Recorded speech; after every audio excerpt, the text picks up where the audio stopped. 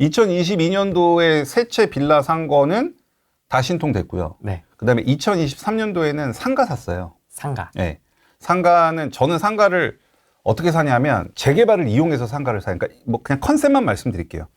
재개발 구역이 있어요. 그러면 소득이 좀 낮으신 분들이 많이 거주하겠죠. 재개발 구역은 여기가 싹 갈아엎어지고 신축이 들어오면 예전에 살던 사람들보다는 소득 수준이 높은 사람들이 들어오겠죠. 그럼 재개발 인근에 예를 들어서 김치찌개 집이 있어요. 그러면 재개발 구역의 김치찌개 집에서 10,000원을 받으면 안 팔리겠죠. 왜냐하면 소득 수준이 낮은 사람이 있으니까. 근데 신축으로 다 바뀌었어. 그래서 초울트라 유기농 돼지고기를 쓰는 김치찌개를 12,000원에 팔리겠죠. 그럼 결과적으로 이 상가는 재개발이 되기 전보다 아파트로 들어오면 매출이 늘어나겠죠.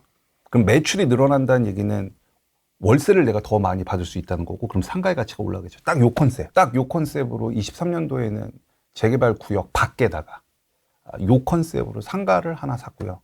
그 재개발 구역에 영향력에 있는 영향력에 있는 상가. 그거 하나 샀고, 올해는 지방 재건축을 샀어요. 재건축? 네, 지방 재건축? 네, 지방 재건축을 샀어요. 자, 이 컨셉은 뭐냐? 뭐지? 수강생분들한테는 지방 투자를 좀 지양하라고 하거든요. 저는 그냥 이건 예입니다, 예.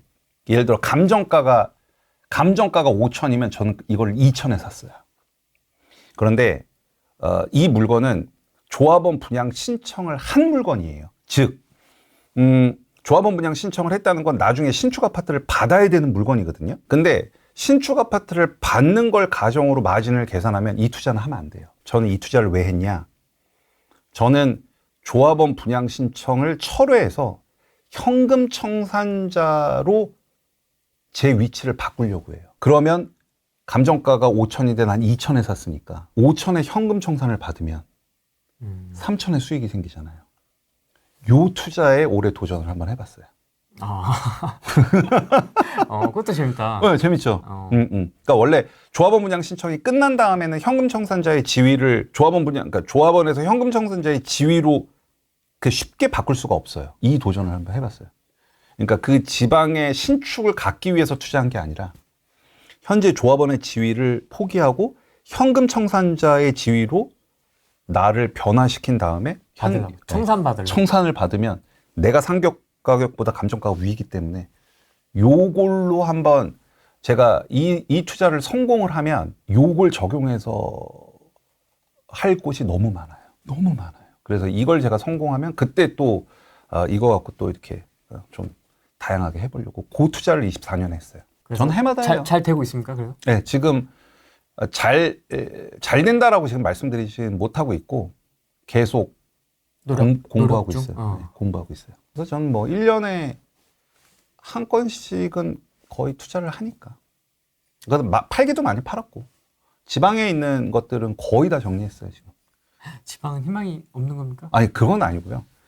그건 아니고 이제 다른 투자를 하고 싶은 것들이 많이 생겨가지고 지방 거는 지금 다 정리한 것 같아요. 하나 빼고. 썸네일 나왔다. 지방 싹 다 파세요. 아이 그러지 마세요. 지방도 좋아요. 지방도 좋아. 어쨌든 저는 팔았어요.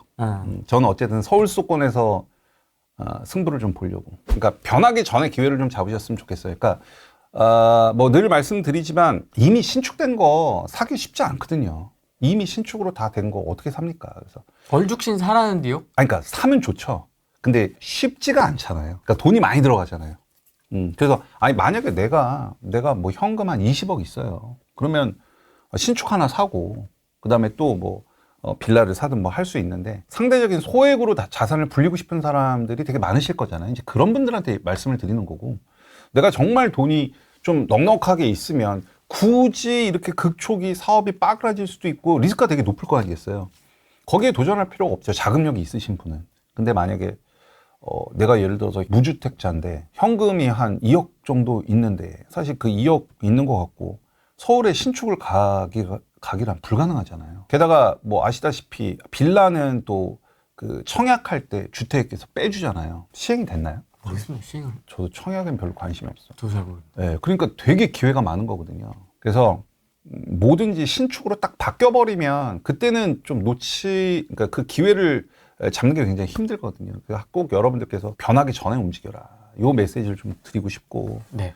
그 다음에 제가 오늘 신통을 좀 중심으로 얘기 됐는데 여러분들 뭐 가만히 생각해 보면 우리 지금 막 한남 뉴타운, 성수 전략정비구역, 뭐 노량진 뉴타운, 부가연 뉴타운 보면서 되게 사람들 열광하잖아요. 그리고 막 갖고 싶잖아요, 하나씩.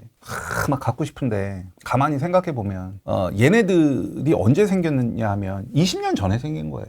옛날 그 이명박 서울시장, 오세훈 서울시장 그 20년 전 때에 생긴 뉴타운이 한남이며 성수며 뭐 그런 거거든요. 그럼 이거 지금 너무너무 사람들이 갖고 싶어 하는데 그러면 10년 뒤가 되면 지금부터 딱 10년 뒤가 되면 한남 뉴타운이 없어지죠. 노량진 뉴타운 다 없어지죠. 다 아파트로 바뀔 거 아닙니까? 그러면 지금 박원순 서울시장 때는 재개발 재건축 하나도 안 됐잖아요. 그러니까 지금 우리가 막 보고 열광하는 모든 뉴타운들이 20년 전에 생긴 거거든요. 그 다음에 박원순 서울시장 재임 기간이 10년 동안 아무것도 안 나왔고 그럼 앞으로 10년 뒤가 되면 지금의 막 뉴타운들은 다 아파트로 바뀔 건데 그럼 서울의 재개발이 없어질 거냐? 아니라는 거죠. 그걸 어디가 대체할 거냐? 신속통합기획이 대체할 거라는 거예요. 그럼 예를 들어서 성수전략정비가 아까 보여드렸지만 1, 2, 3, 4지구는 자양 5동이 대체하겠죠. 그 다음에 오늘 여러분들 소개시켜드리면 노량진 뉴타운은 이제 10년 뒤면 다 아파트 되겠죠. 신축으로. 그러면 그 자리를 밑에 있는 상도가 대체할 거고 부가연 2구역, 3구역도 다 신축으로 바뀌겠죠. 그럼 거기를 어디가 대체할 거예요? 공덕 67A, 공덕 A 거기 신통이잖아요. 공덕 7구역이랑 공덕 8구역, A구역이라고도 부르거든요. 거기 신통이거든요. 바로 밑에. 거기가 대체하겠죠. 뭐 청량리 6구역, 청량리 7구역은 뭐 이제 끝났죠. 제기육, 청육, 청팔 여기도 사업이 다 끝나면 그 밑에 뭐 신속통합계획으로 뭐 간대매라든가 뭐 전농 15라든가 그다음에 청량리 19번지 일대라든가 그런 곳들이 대체를 할 거거든요. 그러니까 지금 뉴타운 되게 비싸잖아요. 그리고 막 갖고 싶잖아요. 근데 지금 신통이 10년 뒤에 이렇게 될 거거든요. 그러니까 여러분들이 지금부터 관심을 좀 가져주셨으면 좋겠어요. 기회라는 게 영원히 있지만 그렇게 자주 오는 건 아니거든요. 그러면 영원히 앞으로 기회는 있겠지만 언젠가 이렇게 올 수 있는 기회를 여러분들께서 좀 잡으셨으면 좋겠다. 이런 메시지 드리고 이제 마지막으로 이 말씀 좀 드릴게요.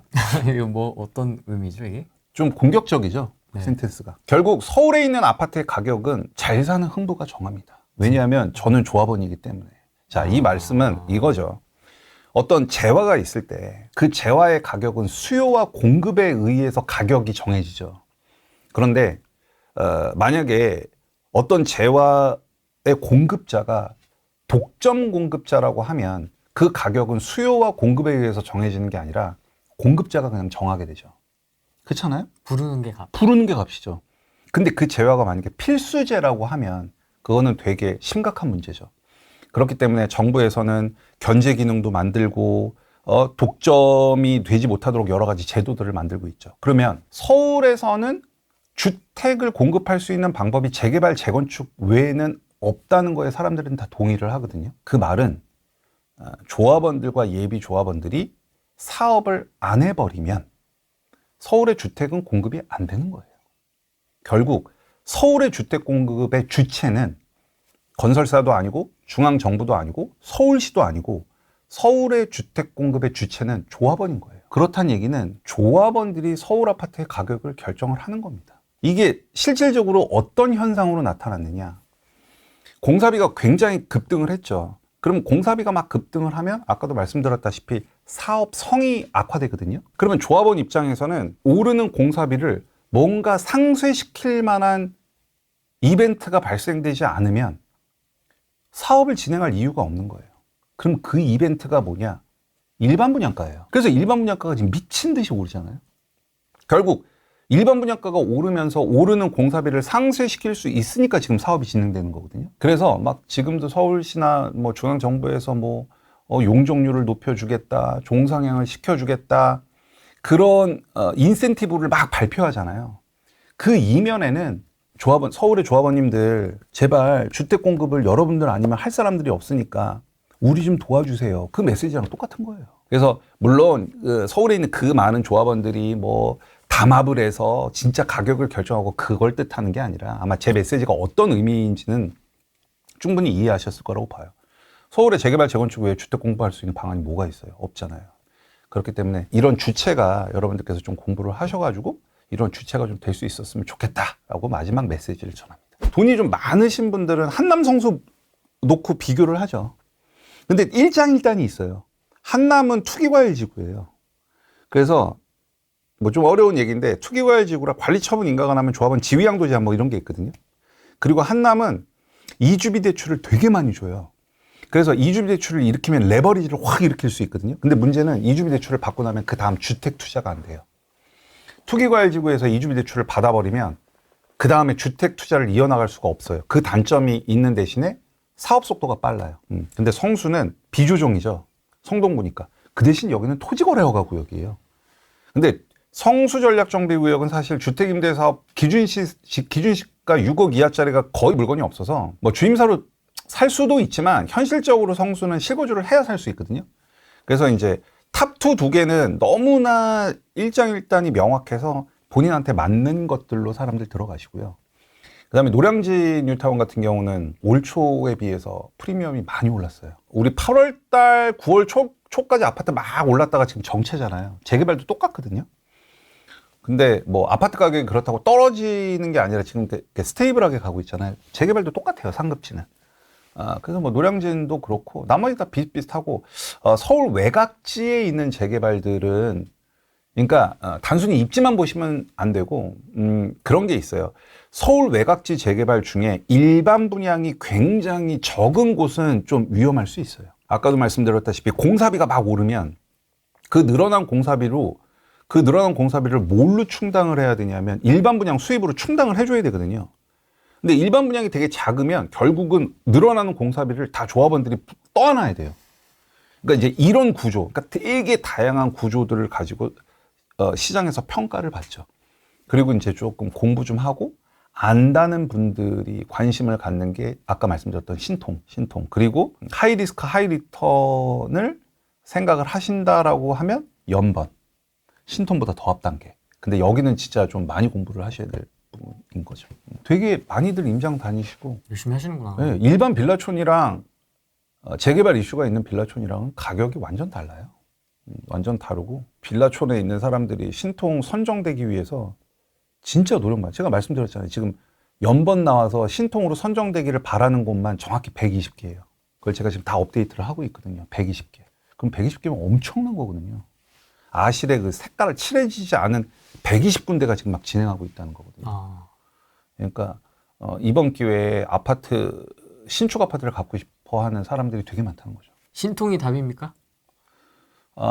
뭐 답이라고 얘기하긴 그렇지만 저는 소액으로 큰 자산을 이루는데 현재는 신통이 정답이라고 봅니다.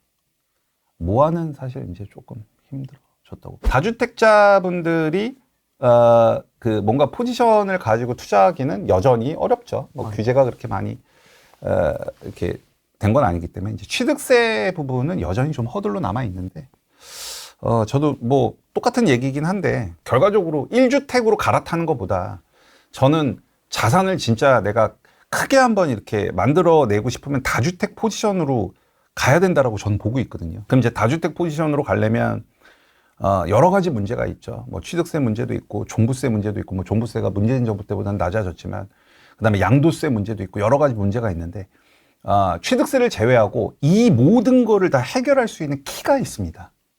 그게 바로 주택임대사업자예요. 그러니까 주택임대사업자가 아파트는 안 되지만 빌라는 되거든요. 게다가 6년짜리 나오잖아요. 물론 세제 혜택은 아직 발표되지 않았지만 주택임대사업자를 이용하면 거주주택 비과세 그대로 받을 수 있고요. 내가 집이 100채가 있던 1000채가 있던 거주주택 비과세 그대로 받을 수 있고 종부세 다 합산 배제 안 내도 되거든요. 안 내도 된다는 게 아니라 주택수에서 빠지거든요. 주임사로 등록된 것들은. 그러면 결국은 주임사를 활용할 수 있는 건 빌라고. 그러면 빌라는 재개발이고.